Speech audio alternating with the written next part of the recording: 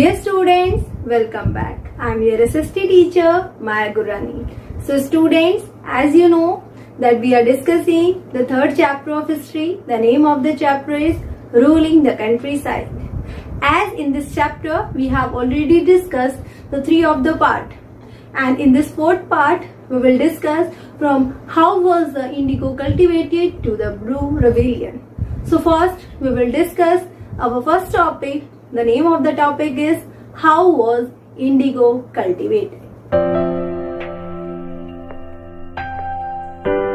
So students, there were two methods of indigo cultivation.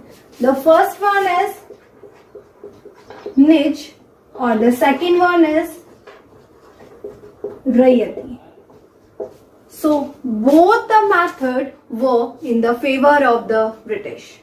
So first we will discuss the niche, then we will discuss the rayati.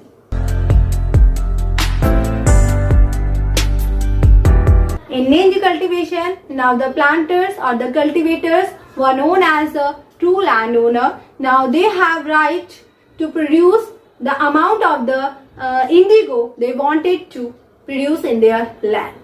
So what they did, first they bought the land from the farmers or the peasants. If one was not able to buy those land, so what they did, they took it in rent by the jamidars. So students, if you need to cultivate any of the land, so what is most required? The labors are required. So what they did, many of the laborers were employed to cultivate the indigo.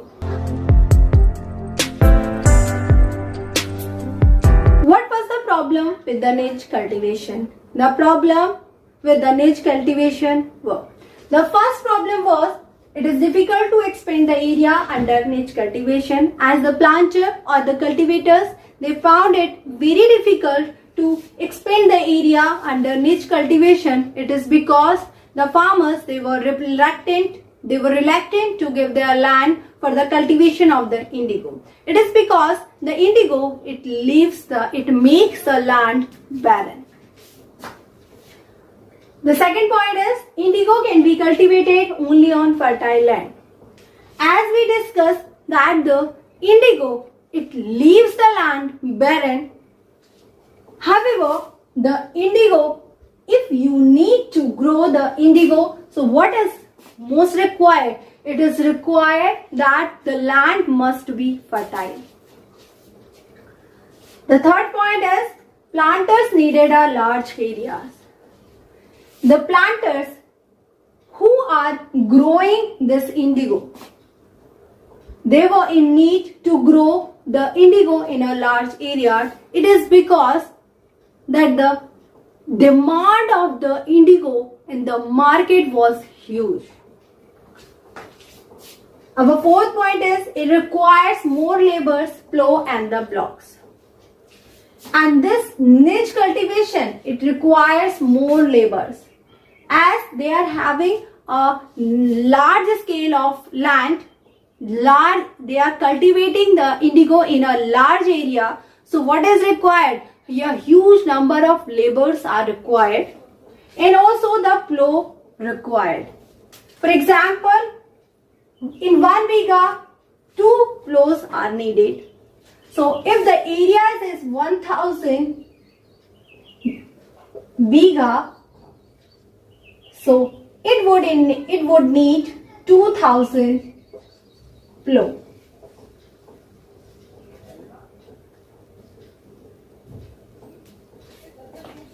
And it is very difficult for the planters to buy 2000 plow at a time, and if they buy it, so the maintenance of the plow is very difficult task for the planters or the cultivators. And also one main problem was the labor, plow and the blocks. They were busy on their own land. The fifth point is they attempted to lease in the land and evict the peasants from the area. they attempted to lease in the land.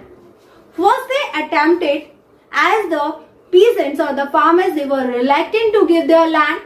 So what they asked? They were asked in force for to give their land on lease, or the farmers who did not give.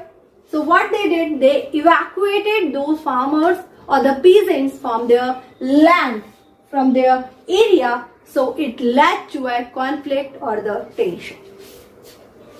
The sixth problem was a large plantation required a vast number of hands to operate.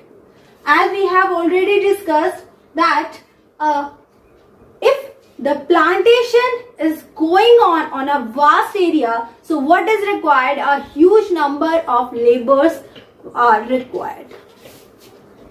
Our second point is peasants were busy with their rice cultivation. The time of the indigo cultivation, all the laborers or the peasants, they were busy on the plantation of the rice cultivation. So this was also a big problem. In 19th century, planters were reluctant to expand their area under cultivation.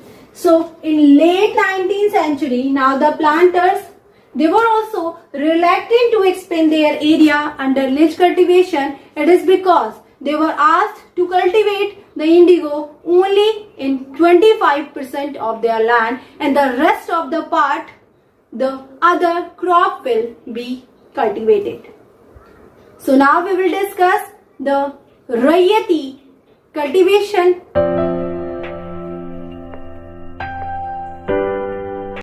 Rayati system. Indigo on the land of Rayats.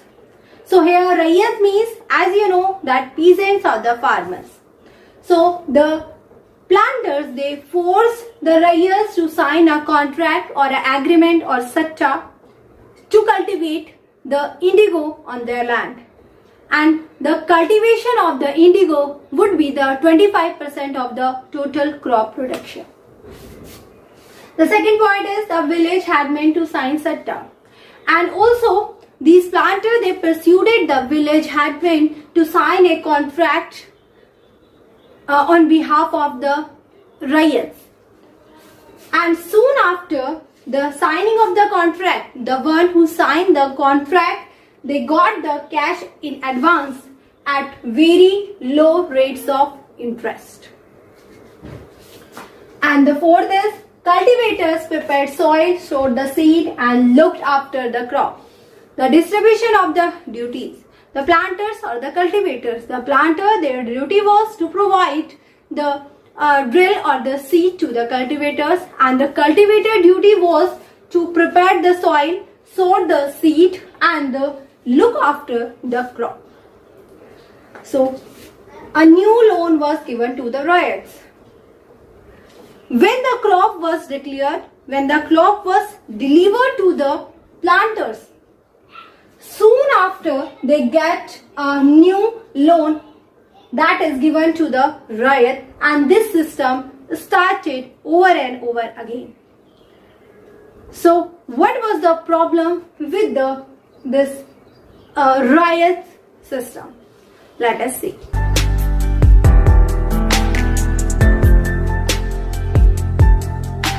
Problem with the Rayati system.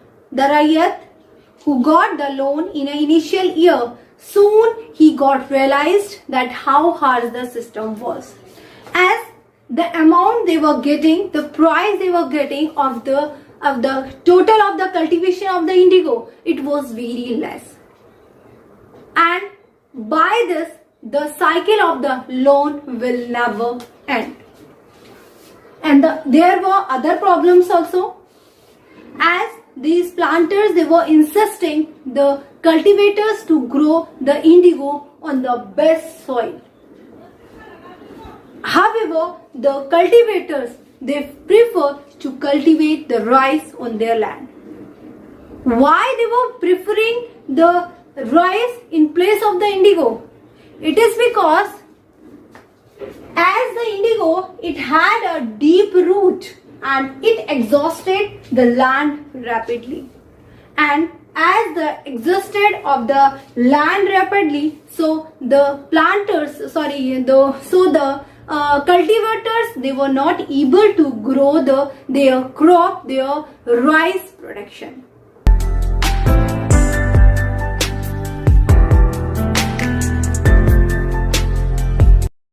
The Blue Rebellion and after. In this we will discuss how the peasants, they retaliated as they were unhappy with the system.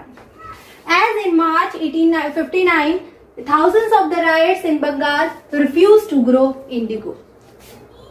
And this was also known as the big, or we can say largest rebellion that was happened in Bengal, and where the peasants, they were refused to grow the indigo.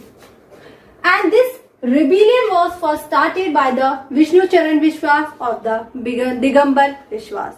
And the first planter, the first indigo planter, whose name was Louis Bernard.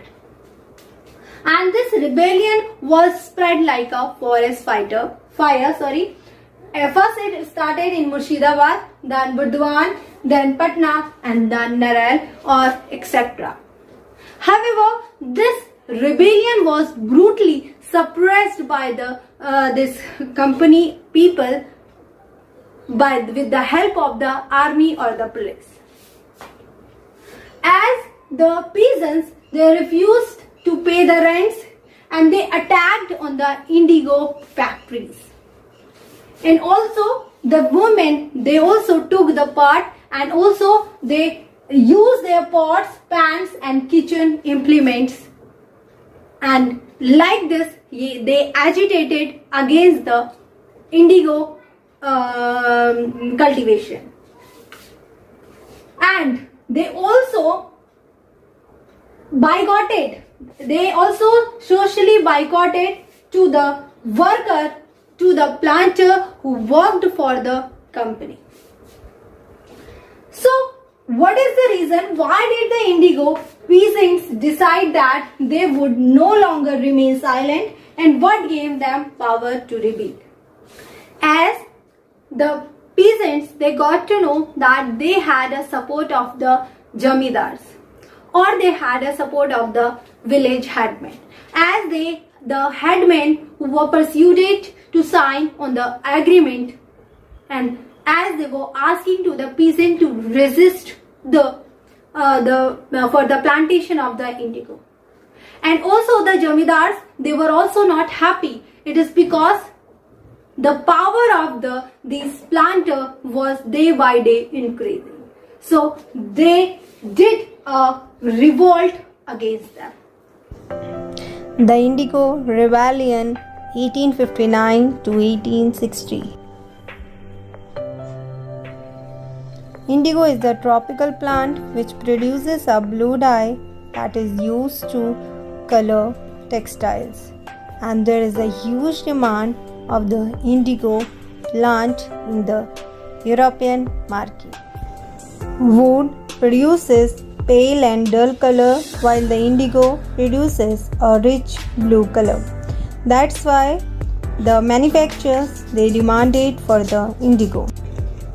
At the end of 18th century, the demand for Indian indigo was raised very high.